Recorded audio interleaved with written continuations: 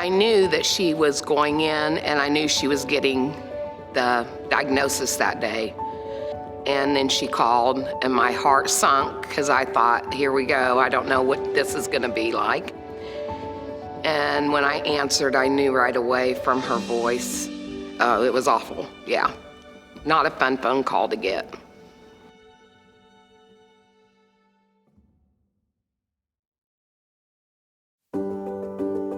And you have patients or family members that have cancer. The treatment is one part of the equation of how well they're gonna do.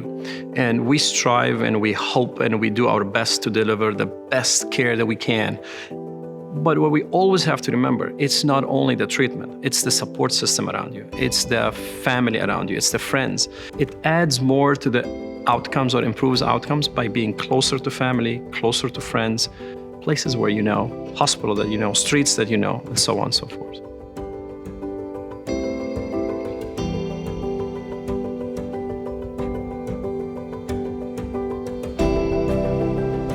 When I had my first diagnosis, I was gone for 6 days at a time, getting treatments down at KU. And I was alone. My husband had to be home with the kids. But then the second time when I got it, it was like, I can get my treatment right here, and I get to go home that night. Like, that was phenomenal to me. I walk into the infusion center and you see the same nurses, the same friendly faces, the same smiles, the same people that give you a hug and tell you, you're gonna be okay, we're gonna do this, you're gonna do this.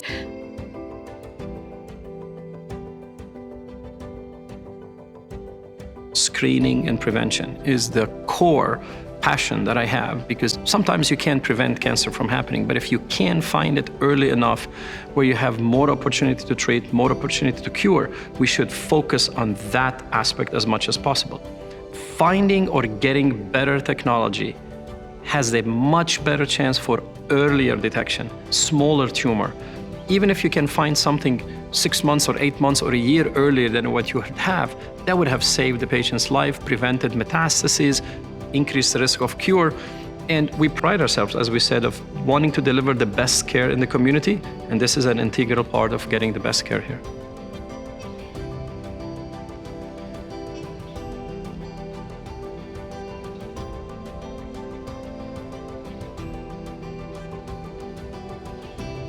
I hate that she has this mutation. It makes me sick and it scares me to death, because the last thing I want is anyone to go through what I've been through. I don't want anyone to have to do that. She'll get tested every 6 months, and she'll know very soon if she's got it, and they can start her right then. The early detection, it makes my heart so happy.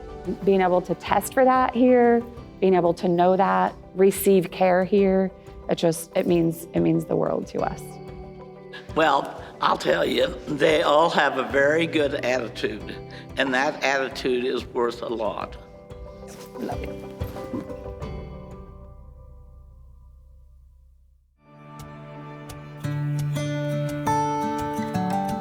So over the past 2 years, we've made great headways in moving forward with our women's health program.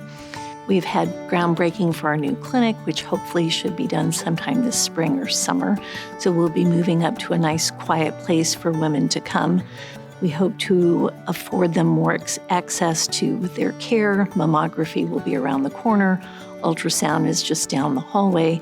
So it will make access to all the ancillary services much easier and more convenient for our patients. I truthfully can't wait for this space to be open. Last week was a powerful week for me. Just being able to feel the love that's going to be in that space and how well we're going to be able to help women within the space.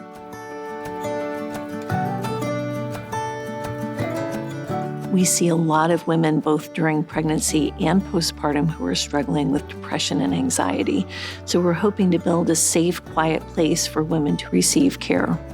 When we were expecting the second time around, we knew we were pregnant, we were really excited, and something just kind of happened to where it was like, all right, something's off. This isn't just any normal pregnancy like the first one. So when we came in and Dr. Dotson telling us, oh, you're having twins, so this is normal.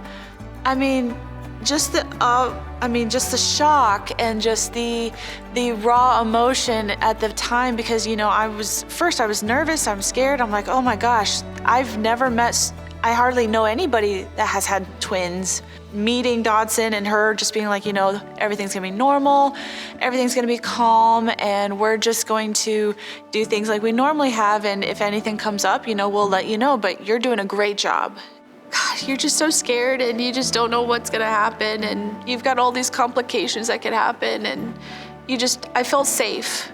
I really, truly felt safe because I knew them and I formed a relationship with them to where I felt so comfortable and I knew I was gonna be in the best of hands. But no, they've seriously been there for me in my darkest time and even with postpartum depression, and that hits really hard. And I feel like with twins, I don't know, maybe it just doubles the amount, but oh my gosh.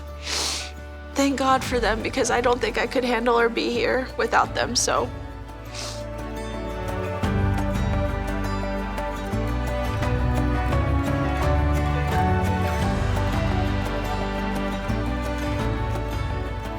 We've really put a surge on our outreach program.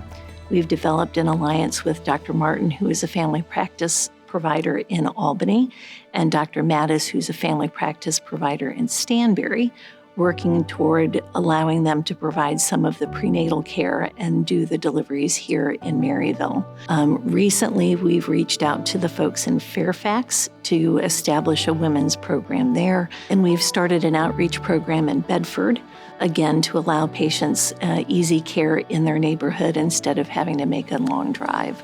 So we're hoping to expand access to social service programs, to support programs, to substance abuse disorder programs, to help them out financially with food and food insecurity. Whether it's cardiovascular health, whether it's GYN health, whether it's fetal, maternal health, all of that will impact their outcome. And if you can improve the outcomes of all the women around here, then the homes are better, the family are better, the spouses are better, and everybody is better. We're wearing our necklaces today, a symbol that we were given as a gift for being ambassadors for the gala. And it resonated with each of us because it is about showing up. Every day you have a choice, and every day we're choosing to be that ray of light in someone's life and to give somebody a glimpse of hope.